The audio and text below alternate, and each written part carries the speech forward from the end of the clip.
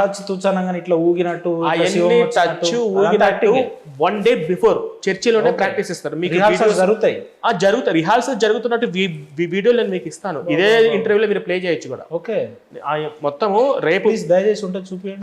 తప్పకుండా ఇప్పుడు ప్రెసెంట్ లేదు, నేను మీకు పెట్టిద్దాం, నేను మీకు పెడతాను. ఇప్పుడు మీరు ఇక్కడ చూడండి ఉంటాయి ఉప్పల్లోనే, ఎక్కడ కాదు హైదరాబాద్ లోనే, ఉప్పల్లోనే ప్రాక్టీస్ కూడా చేస్తారు. టచ్ అంటే నువ్వు అలా పడిపోవాలి ఇలా పడిపోవాలి. వాళ్ళందరూ కూడా స్టేజ్ మీద జూనియర్ ఆర్టిస్టులు, అవును, వాళ్ళందరినీ కూడా పిలుచుకొని వచ్చి స్టేజ్ మీద చేపిస్తూ ఉంటారు. అంటే వాళ్ళకి ఏదో దయ్యం పట్టినట్టు ఎవరు నువ్వు అంటే అదేదో సైతాన్ పేరు చెప్పడం, స్టూడెంట్ వెళ్ళిపోయిన తర్వాత లేదంటే చెవులు వినపడని వ్యక్తి చెవులు వస్తున్నట్టు, కాళ్ళు లేని వ్యక్తి పరిగెడుతున్నట్టు 100 మీటర్ స్ప్రింట్ కొడతాడు ఆయన. ఇంటర్వ్యూ ఫస్ట్ లో చెప్పా, నాకు బ్రెయిన్ ఉంది, బ్రెయిన్ పనిచేసింది కాబట్టి ఇందులో నుంచి బయటకు వచ్చాను అని. మీరు చెప్పే ఇవన్నీ దయ్యాలు వదలగొట్టాలు, ఇవన్నీ చేపించటాలు, ఇదంతా కూడా మోసం అని అది చేసే పాస్టర్లకు కూడా తెలుసు. ఓకే, వాళ్ళకు కూడా తెలుసు. కానీ income source at the same time ఇప్పుడు మారుమూల విలేజ్ గ్రామాలలో దయ్యాలంటే కూడా ఇప్పటికీ నమ్మి భయపడే వాళ్ళు కొంతమంది ఉంటారు. మీకు సైతాన్ని బట్టిందని చెప్పి నమ్మే వాళ్ళు కూడా ఉంటారు, చదువులేని వాళ్ళు, నిరక్షరాస్యతులు. వాళ్ళ దగ్గరికి ఈ ట్రిక్స్ ఎక్కువగా యూస్ చేస్తూ ఉంటారు. ఎట్లాగే మా పాస్టర్ దయ్యం వల్ల కొడతారని చెప్పేసి ఊరి నుంచి పిలిపించుకోవడము చేయటాలు, వాళ్ళ ఏమాత్రం కొంచెం అమాయకంగా ఉన్నా వాళ్ళ ట్రాప్లో పడిపోయే అవకాశాలు ఖచ్చితంగా ఉంటుంది. అది అంటే ఈ క్రైస్తవం పట్ల ఈ దేశానికి కానీ ఈ రాష్ట్రానికి కానీ లేదంటే ఈ క్రైస్తవాన్ని నమ్మే వ్యక్తులకు ఏమైనా ప్రమాదం ఉందంటారా? మరి ఏం లేనప్పుడు నమ్మితే ఇబ్బంది ఏంది? వాళ్ళకి ఏమైనా భవిష్యత్తులో ఏమైనా ప్రమాదాలు ఉంటాయా? దానివల్ల ఈ దేశానికో ఈ రాష్ట్రానికి వచ్చే నష్టం ఏం లేదు కదా, ఎవరి నమ్మకాలు వాళ్ళే కదా, అలాంటిది వాళ్ళ మతాలలో వేలు పెట్టి తప్పులు చూపించడం ఎందుకు అని కొంతమంది అంటారు కదా, ఏమంటారు అట్లా? ఇప్పుడు మన భారతదేశంలో హిందువులు మెజారిటీగా ఉన్నారు కాబట్టి ఓకే, వీళ్ళ మెజారిటీ పెరిగితే ఏమవుతుంది అనేది కొన్ని ప్రాంతాలు ఆల్రెడీ ఎఫెక్ట్ అయినాయి. ఇప్పుడు పోర్చుగీస్ వారు, డచ్ వారు, ఫ్రెండ్స్ వారు, బ్రిటిష్ వాళ్ళు వీళ్ళందరూ ఏం చేశారంటే మన హిందూ గుళ్ళను అటాక్ చేశారు, గుళ్ళని కూల్చేశారు. చాలా లోపలికి వెళ్ళి గుడులు కూల్చడము, అంటే వాళ్ళ సిరి సంపదను దోచుకోపోవడము, మనల్ని బానిసలుగా చేయడము, మనం మతం మార్చడము ఒకటే కాకుండా ఇక్కడ ఉన్న ఎంతో అపూర్వమైనటువంటి గుళ్ళను వాళ్ళు కూల్చేసిన సందర్భాలు చాలా ఉన్నాయి కదా. వాళ్ళు గుళ్ళు ఎలా కూల్చారు మీరు చెప్పగలుగుతారా? వాళ్ళ బైబుల్లోనే విగ్రహారాధన చేయొద్దు, వాళ్ళ ధ్వంసం చేయండి, కూల్చండి, ఆక్రమించండి, నేను తప్ప ఈ భూమి మీద ఈ కొన నుంచి ఆ కొన వరకు వేరే ఇతర దేవతలు పూజింపిన వాళ్ళని రహస్యంగా చంపండి అని చెప్పేసి వాళ్ళ బైబిల్లో రాయబడి ఉంది. ఇప్పుడు ఇక్కడ మెజారిటీ వాళ్ళు ఇంకా కాలేదు కాబట్టి, హిందువులు ఇంకా మెజారిటీగా ఉన్నారు కాబట్టి వాళ్ళు మెజారిటీ అయిన తర్వాత ఇవన్నీ అప్లై చేస్తారు. కానీ వీళ్ళ ప్రభావం ఎక్కువ శాతం గిరిజన ప్రాంతాలలో, పేద వర్గాలలోనే ఉంటది కదా. ఈ పాస్టర్ ఎక్కువగా వాళ్ళే కదా నమ్మే అవకాశాలు ఉన్నాయి. అంటే వాళ్ళని ఎట్లా అట్రాక్ట్ చేస్తారు వీళ్ళు? ఏమని చెప్పి ఫస్ట్ వాళ్ళు వెళ్ళంగానే వాళ్ళకు రైస్ బ్యాగులు ఇవ్వడము, బట్టలు ఇవ్వడము, బేసిక్ గా ఇవ్వడము, ఆ తర్వాత వెంటనే చెరువు దగ్గరికి వెళ్ళి బాప్తిజం తీసుకోండి అని చెప్పడము, ఇలాంటివి జరుగుతున్నాయి గ్రామాలలో. నేను మొన్న రీసెంట్ గా లంబసింగ్ నుంచి ఒక 20-25 కిలోమీటర్ల గిరిజన ప్రాంతంలోకి వెళ్తే ఆ ప్రాంతంలో కొండలు ఉన్నాయి, గుట్టలు ఉన్నాయి, అసలు కారు పోవడానికి కూడా చాలా ఇబ్బందిగా ఫేస్ చేసాము. ఎప్పుడో చాలా కిలోమీటర్లు పోయినాము, అక్కడ ఏమి సిగ్నల్స్లో ఏమి లేవు, సరిగ్గా అక్కడ హాస్పిటల్స్ ఉండవు, స్కూల్స్ ఉండవు, ఏమీ ఉండవు. ఆ ప్రాంతంలో కూడా వెళ్ళి వీళ్ళు ముగ్గురు వచ్చి 3 చర్చిలు కట్టారు అక్కడ. మేము వెళ్ళి ఆ వీడియోస్ కూడా ఉన్నాయి. నన్ను ఎలా సాధ్యమైందంటే వీళ్ళ నెట్వర్క్ ఇక్కడ ఇండియాలో లేదు, విదేశాలలో ఫారెన్ నుంచి ఇక్కడ హిందువుల్ని క్రైస్తవులుగా మార్చడం కోసము. ఒకసారి ఒకడు మతం మారాడంటే ఆ ఫ్యామిలీ మొత్తము రాబోయే తరాలు కూడా ఆ చర్చికి, ఆ పాస్టర్కి బానిసగా ఉండడం కోసము వీళ్ళు విదేశాల నుంచి కోట్ల రూపాయలు కుమ్మరించడానికి రెడీగా ఉన్నారు. ఇప్పుడు అదే గిరిజన ప్రాంతంలో మీరు వెళ్ళి క్రిస్మస్ టైంలో చూడండి, చర్చి మాత్రము పాలరాతి శిల్పం ప్యాలెస్ లాగా డెకరేట్ చేసి ఆ ఊరు మొత్తం కార్లతోటి పెడతారు. అదంతా పాస్టర్ గారు జోబి డబ్బులు కాదు, పిల్లల్ని అట్రాక్ట్ చేయడానికి, భోజనాలు పెట్టడానికి, ఇలా చెప్పేసి అక్కడ ఉన్న సంస్కృతి కల్చర్ని నాశనం చేయడానికి వీళ్ళు వేస్తున్న ప్రయత్నం. అంటే బ్రిటిష్ వాడు చేసిన దానికంటే కూడా, బ్రిటిష్ వాడు వచ్చి ఇక్కడ సిరి సంపద దోచుకుపోయి ఇక్కడ చంపి వాడికంటే కూడా మనలో ఉన్న మన శత్రువులు వాళ్ళు తొత్తులుగా పనిచేస్తున్నటువంటి ఈ విదేశీ ఫండ్స్ కు ఆశపడిన ఈ ఇండియాలో ఉన్న మన పాస్టర్లే చాలా ప్రమాదం. ఎందుకంటే బ్రిటిషర్ల కంటే పాస్టర్లే ప్రమాదం అంటారు. 100% వాళ్ళు సిరి సంపద దోచుకొని పోయారు. ఎందుకంటే 40 కోట్ల మంది జనాభా ఉంది 1947కి. అప్పటికి మన భారతదేశ హిందువుల మెజారిటీ 88-89%, 99% హిందువులు ఉన్నారు. అప్పుడు ముస్లిం ఒక 5-6%, క్రిస్టియానిటీ తక్కువ ఉంది, 3-4% ఉంది, ఇతర మతస్థులు ఇవన్నీ తక్కువ ఉంది. కానీ ఇప్పుడు వాళ్ళ మెజారిటీ ఎంత ఉంది? ఇప్పుడు ప్రపంచంలో ఎక్కువ జనాభా కలిగిన దేశం మన భారతదేశం. ఇప్పుడు ఈ దేశంలో హిందువులు మెజార్టీగా లేరు. ముఖ్యంగా ఆంధ్ర, తెలంగాణ, కేరళ, కర్ణాటక ప్రతి గ్రామం, ప్రతి విలేజ్లో ఒక వీల్ చైర్ మీద ఒకడు ఉంటాడు. టచ్ అనగానే చేశాడు అన్నట్టు ఫ్లెక్సీలన్నీ కూడా వేసి బహిరంగంగా మూఢనమ్మకాలను జనాల్లోకి తీసుకెళ్లి లక్షలాది మందిని మతం మార్చడానికి వీళ్ళు ఎక్కడ పడితే అక్కడ కోట్ల రూపాయలు మోటో మతం మార్చడమే, దానికోసం ఏదైనా చేస్తారు. ఈ దేశాన్ని క్రైస్తవ దేశంగా మార్చాలి. వాళ్ళ హ్యాండ్ ఓవర్ లో 152 కంట్రీస్, క్రిస్టియన్ కంట్రీస్ ఉన్నాయి. ఇండియాని మార్చడం కోసము ప్రయత్నాలు జరుగుతూనే ఉన్నాయి. ఇటు ఇస్లామిక్ కానీ ఇటు క్రిస్టియన్స్ కానీ వీళ్ళ ఎజెండా అదే, మార్చాలని. అవుతుందా? సాధ్యమయ్యే పనైనా అది? నేను చెప్తున్నాను, వీళ్ళు తరతరాలుగా వీళ్ళ తాత ముత్తాతలు తరతరాలుగా వచ్చినా కూడా ఈ ఇండియాలో ఉన్న హిందుత్వాన్ని చెక్కు చెదరలేరు. ఎందుకంటే వచ్చే జనరేషన్, ఇప్పుడు మన తర్వాత రాబోయే జనరేషన్ ఈ మతాన్ని ఇప్పుడు ఏ విధంగా అయితే వీళ్ళు అసహించుకుంటూ గ్రామాల్లో తరిమి కొడుతున్నారు, ఈ బైబిల్ క్వశ్చన్ చేయడం, ఇన్స్టాగ్రామ్లో ట్రోల్స్ ఇలా ఏ విధంగా అయితే జరుగుతున్నాయో, ఇప్పుడు సెక్యులర్స్ కూడా మేలుకొని అన్ని మతాలు సమానమైన భావన పోయి సెక్యులర్స్ కూడా మేలుకొని ఉన్నారు అంటే అతి త్వరలోనే ఒక 10 to 15 ఇయర్స్లోనే ఈ పాషాండ మతం యొక్క నామరూపాలు దేశం నుంచి పోతుంది. నేను బలంగా నమ్ముతున్నాను. మేము ఇలాగే వర్క్ చేసుకుంటూ పోతే, గ్రామాల్లో విలేజ్లో ఇలాగే వర్క్ చేసుకుంటూ పోతే ఖచ్చితంగా ఈ బ్రిటిష్ వాడు తీసుకొచ్చినటువంటి ఈ క్రైస్తవ మతం యొక్క విష భావజాలం ఏదైతే ఉందో అది ఈ దేశాన్ని నుంచి ఖచ్చితంగా వెళ్తుంది. అది ఈ నెక్స్ట్ యువత ఖచ్చితంగా పనిచేస్తారు. ఆ యువత మరింత స్ఫూర్తిగా బలంగా పనిచేయడం కోసం మేము ఇప్పుడు పునాదులు వేస్తాం. ఇప్పుడు పాస్టర్లు పదే పదే ఇతర మతస్థుల మీద వేసే నెపం నింద ఏందనంటే, మా మీద దాడులు చేస్తున్నారు, మమ్మల్ని స్వేచ్ఛగా బైబిల్ దేవుని వాక్యం చెప్పుకొని ఇస్తలేరు, లేదంటే మాకు పూర్తి స్వేచ్ఛని ఇస్తలేరు, ఇట్లా అని చెప్తుంటారు. స్వేచ్ఛ అంటే ఇప్పుడు నేనే ఉన్నా, మా ఇంటికాడకు బైబిల్ తీసుకుని వచ్చారు, మాకు వద్దని చెప్పిన, మళ్ళీ తీసుకుని వచ్చారు, వద్దని చెప్పిన, మళ్ళీ తీసుకుని వచ్చారు, వద్ద. ఇంకా నేను కొడతా కదా, నాకు రాజ్యాంగంతో నాకే నువ్వెవరు ఎన్నిసార్లు. ఇప్పుడు వాళ్ళందరూ ఎందుకంటే నాకు ఇష్టం లేదు, ఇప్పుడు కూరగాయలు అమ్ముకునేవాడని నాకు ఇష్టం లేదురా అని చెప్పి పదే వస్తే కొట్టాలి కదా. ఇప్పుడు నాకు అవసరం లేదు, కొట్టడం సంగతి పక్కన పెట్టి ఫస్ట్ పోరా ఇక్కడి నుంచి అంటాము, ఒకసారి 2 సార్లు అంటాము. కానీ వీళ్ళకి సిగ్గు శరం మానం అనేది ఏమి ఉండదు వీళ్ళకు.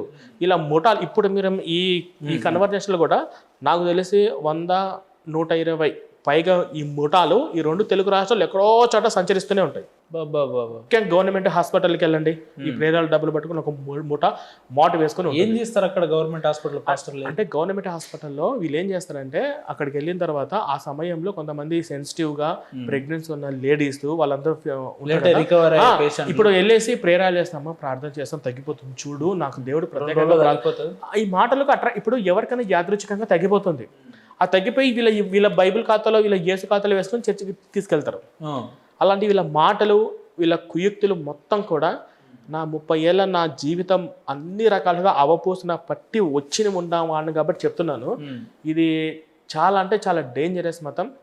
దయచేసి హిందువులు అన్న వాళ్ళు ఎవరైనా కానీ అతిథి దేవో భవ, మన ఇంటికి వచ్చిన అతిథిని గౌరవంగా మనం చూస్తాం, కడుపున అన్నం పెట్టి పంపిస్తాము, అది మన ప్రతి ఒక్కరు హిందూ రక్తంలోనే ఉంది. కాబట్టి ఇది దయచేసి క్రైస్తవ పాస్టర్ల మీద మాత్రము ఈ అతిథి దేవో భవ అనే సంస్కృతి పక్కన పెట్టండి. వీళ్ళన్నంత వరకు వీళ్ళను మాటలతో ప్రశ్నించండి, తరిమి కొట్టేది. ఈ విధంగా వీళ్ళకి సిగ్గుశరం ఏమి ఉండదు కాబట్టి వీళ్ళను ఖచ్చితంగా అంటే అవి కొంచెం యూట్యూబ్ గైడ్ లైన్స్కి వ్యతిరేకంగా ఉండని చెప్పట్లేదు, తరిమి కొట్టడం బెస్ట్. మనిషికో మాట, పాస్టర్కో దెబ్బ, గొడ్డుకో దెబ్బ అంటారుగా. నేను చెప్తున్నా మనిషికో మాట, ఎందుకంటే పాస్టర్ చెప్తే వినడోడు. మీరు చూడండి, ఏ పాస్టర్ అని చెప్పారో మా విధులకు కుదరంటే మసలు వస్తూనే ఉంటాడు. ఇప్పుడు ఫర్ ఎగ్జాంపుల్ పూజారులు లేక మైండ్ సెట్ ఏంటుందో, పాస్టర్ మైండ్ సెట్ ఏంటుందో ఒక ఎగ్జాంపుల్ మీకు చెప్తాను. ఇప్పుడు మీరు ఉన్నారు, ఇక్కడ ఒక పూజా కార్యక్రమం ఉంది, పూజారి మీరు పిలిచారు, వస్తాడు, పూజ చేసుకుంటాడు, ఎమ్మటే ఎక్కించి వెళ్ళిపోతాడు తన పని. అదే మీరు ఒక పాస్టర్ని పిలిచండి, పాస్టర్ వస్తాడు, నీ నెంబర్ తీసుకుంటాడు, ఈ నెంబర్ తీసుకుంటాడు, ఈ అమ్మాయి నెంబర్ తీసుకుంటాడు, ఎక్కడ మీది, అక్కడేనే మాది చర్చి పక్కనే రాలేదు, ఎప్పుడు కనపడలేదు అని ఈ పక్క ఆఫీస్లో ఈ పక్క 10 మందిని కాంటాక్ట్ చేసుకొని వీళ్ళందరూ మతం మార్చాలి అంటే అతని మైండ్ సెట్ అలాగే ఉంటుంది. మనిషి కనిపించిన మతం మార్చాలి. మనిషి ఎట్లా అంటే మత మార్పిడి కోసం పాస్టర్ అనేవాడు ఎవరిని ఎప్పుడెక్కడ మతం మారుద్దామా, ట్రైన్లో పోయేటప్పుడు, బస్సులో పోయేటప్పుడు, ఇంకా బాత్రూంలోకి వెళ్ళేటప్పుడు కూడా ఎక్కడ పడితే అక్కడ బస్ స్టాండ్లో బస్ కోసం వెయిట్ చేసేటప్పుడు, స్కూల్ పిల్లల్ని ఎవరిని ఎప్పుడు ఎట్లా అన్ని విధాలుగా ఎక్కడ ఛాన్స్ దొరికితే అక్కడ మతం మార్చింది. ఇప్పుడు ఆ అమ్మాయి ఉంది, మాస్క్ వేసుకొని పోతుంది, మతం మార్చగలుగుతాం మనం? వాళ్ళు మారుస్తారా? వాళ్ళు వీక్ గా ఉంటే వాళ్ళది ఎలా ఉంటుంది అంటే పాస్టర్ మాట్లాడతారేమో, బాగున్నావా, ఎక్కడ మీది, ఏ ఊరు, మీ మాట్లాడతారు. ఇలా మాట్లాడే క్రమంలో వాళ్ళని ఐడెంటిఫై చేస్తాడు. ఎందుకంటే ఒక మనిషిని ఎన్ని విధాలుగా మోసం చేయొచ్చు అనే విధంగా ఈ పాస్టర్లకు ఉన్న నాలెడ్జ్ ఏ మోసగాడికి లేదు ప్రపంచంలో. అలా కొంచెం వీక్గా ఉన్నారు, కొంచెం మెదక్గా ఉన్నారు, ఎస్ మనం ఈ రూట్లో వెళ్తే ఇలా ట్రాప్ చేయొచ్చు. ఇప్పుడు అమ్మ మీకు ఏదో దయ్యం పట్టినట్టుంది ఇలా చెప్తే కొంతమంది వినేటోళ్ళు, ఈ దయ్యం అంటే ఇవి చదువుకున్న ఈ విధంగా నమ్మదు, దేవుడు మీకోసం ప్రత్యేకంగా ప్రార్థన చేయబడు, ఇంకొక రూట్లో ఇలా డిఫరెంట్ రూట్స్ ఎందుకు ఎంచుకుంటాడు అప్పటికప్పుడు. డిఫరెంట్ ప్రవీణ్ గారు, మీరు ఒకటి నమ్మిర్రా? మీరు ఒకటి గమనించండి, ఏ పాస్టర్ అయినా ఇప్పుడు దాదాపు నేను ఒక 20-30 మంది మేజర్ పాస్టర్లను ఇంటర్వ్యూ చేసిన, ఒక పాస్టర్ ఇంకో పాస్టర్ గురించి అడిగితే మంచోడని ఒక్క పాస్టర్ గురించి అనలేదు, మళ్ళీ వాడి దొంగ అని ఈయన అంటాడు, వీడి దొంగ అని ఆయన అంటాడు. ఒక పాస్టర్ ఏమో నేను ప్రసాదాలు తింటా అని అంటాడు, ఒక పాస్టర్ యేసు విగ్రహాలు తీసుకురండి నేను ఇక్కడ బలగొడతాను ఒక పాస్టర్ అంటాడు, ఒక పాస్టర్ అసలు యేసుకు రూపమే లేదు ఆకారమే లేదు అని అంటాడు, ఒక పాస్టర్ ఏమో లేదు విగ్రహాధారణ చేయొద్దని అంటాడు, ఒక పాస్టర్ ఏమో ప్రసాదాలు తినొద్దు అంటాడు, ఒకరేమో తింటా అంటాడు. అసలు వీళ్ళ దాంట్లోనే వీళ్ళకి ఒక క్లారిటీ ఉండదు. అంటే అక్కడ పొరపాటు ఎక్కడ వచ్చిందంటే, ఇప్పుడు మీకు నేను గ్లాస్ వాటర్ ఇచ్చి భూపేంద్ర గారు మీరు నీళ్ళు తాగండి అంట, భూపేంద్ర గారు మీరు నీళ్ళు తాగొద్దు అంట. ఏంటి మీరు 2 చెప్తున్నారు ఏంటి, మీరు రెండిట్లో ఏం తీసుకోవాలి? 2 చెప్పింది నేనే. అట్లాగే ఈ బైబుల్ కూడా ఒక చోట విగ్రహార్థం చేయొద్దని, ఒక చోట చెయ్యొచ్చని, ఒక చోట ప్రసాదాలు తినొచ్చని, ఇంకో చోట ప్రసాదాలు తినకూడదు అని, ఇంకో చోట యేసు దేవుడని, ఇంకో చోట యేసు దేవుడు కాదని, ఇలాగా డిఫరెంట్ కాంట్రాడిక్షన్లు 2 విధాలుగా చెప్పడము బైబిల్లోనే ఉన్నది. ఇప్పుడు ఈ 35,000 డినామినేషన్లు ఇలా ఎందుకు ఇలా పాస్టర్లు ఇద్దరు ఒకరు కొట్టాడుకుంటున్నారంటే, బైబిల్ ఎవరికి ఎప్పుడు ఎక్కడ ఏ వచనం ఏ విధంగా అర్థమవుతుందో చెప్పేదాకా వాడు కూడా తెలియదు. ఎలా తెలియదు వాడికి. ఇప్పుడు ఈ అర్థం, ఇప్పుడు అదే పాస్టరు, ఇప్పుడు కొంతమంది పాస్టర్లు దయ్యాలు వల్లగొట్టడం దాని మీద ఇలాంటి ఈ సమాజంలో లేవు అని చెప్పేసి ఒక పాస్టర్ వీడియో పెట్టాడు. నాకు తెలిసి ఆ పాస్టర్ ఇక్కడికి వచ్చి ఇంటర్వ్యూ ఇచ్చిన అనుకుంటా, వీకేఆర్ విజయ్ కుమార్ అని చెప్పి చెప్పాడు. నేను స్టింగ్ ఆపరేషన్ చేయించాను, పెనుగంజపూర్లో స్టింగ్ ఆపరేషన్ చేపిస్తే ఆ దయ్యాలు వల్లగడ్డ వాడి మీద పాస్టర్ మీద టీవీ నేను స్టింగ్ ఆపరేషన్ చేసి ఒక పెద్ద ఇష్యూ అయింది. అప్పుడు వచ్చి ఉంటాయి మా బైబిల్లో ఉంది, మీరు నమ్మకపోతే నేనేం చేయాలి? వాడే మళ్ళా గతంలో ఇంతకుముందు ఇక్కడ సికింద్రాబాద్లో ఒక పాస్టర్ని వ్యతిరేకించి మళ్ళీ ఆ రోజు పాస్టర్ అంటే వాడికి ఆ సందర్భాలను బట్టి వాడిని వెనకేసుకోవాలంతే. ఇలాగా అలా కాంట్రాడిక్షన్ డిఫరెంట్గా రావడానికి పాస్టర్ల ఒకళ్ళ మధ్య ఒకళ్ళు కొట్లాడుకునే కారణం ఏంటంటే మెయిన్ ఆ బైబుల్. అది ఏ విధంగా అయినా కానీ ఒక్కొక్క రకంగా అర్థమవుతుంటుంది. ఇప్పుడు వాడు చెప్పేది వీడు చెప్పేది వాడు తప్ప. అంటే వీళ్ళకి ఇంటెన్షన్ ఏంటంటే ఆ పాస్టర్ ఈ పాస్టర్ ఎందుకు తీసుకుంటారంటే ఆ పాస్టర్ కంటే ఈ పాస్టర్ ఎక్కువ సంపాదిస్తున్నాడు ఈయన కూడా ఆయనకు. ఇప్పుడు వీళ్ళెవ్వరికి కలవ సతీష్ పడదు. ఎందుకు? ఆయన ఒక డన్ పొజిషన్లో ఉన్నాడు, ఒక పొజిషన్లో ఉన్నాడు. ఆయనలాగా మేము మాటలతో గారడీ చేసి సంపాదించుకోలేకపోతున్నామే ఆయన కుళ్ళు తప్ప ఆయన బైబిల్ విరుద్ధంగా ఉన్నాడు. ఆయన డిజిటల్ చర్చిలు కట్టడం బైబిల్ విరుద్ధము, ఇవన్నీ అబద్ధపు మాటలే. ఇప్పుడు డిజిటల్ చర్చిలు డిజిటల్ బైబిల్కి విరుద్ధం అంటే మరి ఫోన్లో వచ్చేదంతా టీవీలలో వచ్చేదంతా కూడా డిజిటలే కదా.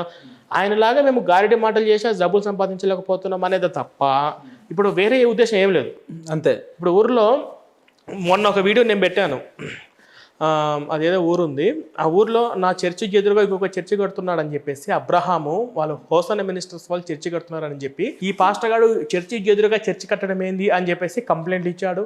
ఆ చర్చి క్లోజ్ చేయించాలని చెప్పేసి భద్రాచలంలో ఆ హోసన మినిస్టర్లు వాళ్ళందరితో మాట్లాడి అన్ని రకరకాలు చేసింది. చర్చికి ఎదురుగా చర్చి కడితే తప్పేముంది?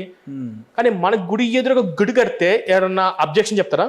లేదు. ఈ గుడిలో ఉన్న డబ్బులే ఆ గుడికి ఇచ్చారు, అక్కడికి వచ్చి ఇస్తారు, ఖచ్చితంగా ఇస్తారు. ఈ గుడికి వచ్చే వాళ్ళ గుడి, కానీ ఇక్కడ అది బిజినెస్ కదా.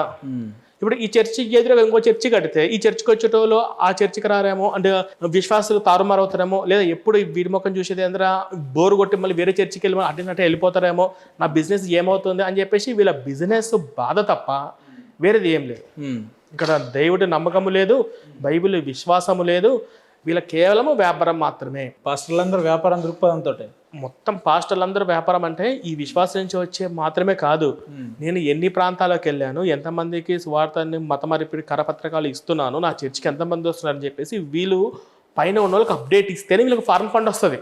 ఓకే, నా చర్చిలో విశ్వాసం తగ్గిపోయారు, నేను ఇప్పుడు వాళ్ళు చీ కొడుతున్నా తరిమి కొడుతున్నా, వాళ్ళు ఎందుకు రోడ్ల మీద ప్రచారాలు చేస్తున్నారు అంటే ఏదో రాజ్యాంగం చెప్పిందని కాదు, ఇలా ప్రచారాలు చేయాలి, ఈ గ్రామంకి వెళ్ళాలి, వీళ్ళని మార్చాలని చెప్పేసి జాషువా డైరెక్షన్ ఇచ్చేదంతా ఎవరు అంటారు మరి? అంటే వీళ్ళకు ఫారెన్స్లో చాలా ఉన్నాయి.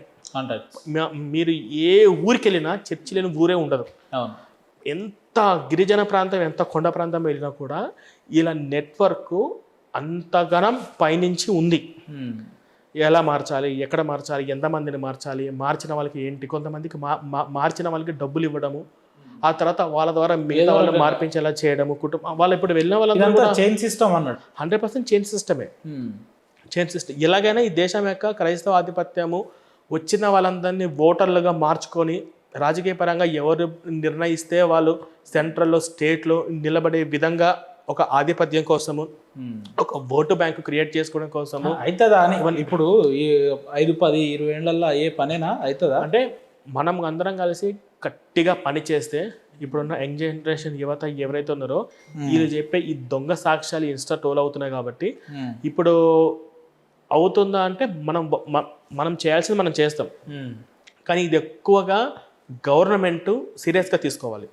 గవర్నమెంట్ ఈ మూఢనమ్మకాలన్నీ కూడా drug and medical treatment act కింద ఈ ఇన్స్టాలో వీళ్ళు చెప్తున్న వాళ్ళందరినీ కూడా కేసులు పెట్టి ముందు అరెస్ట్ చేయించాలి.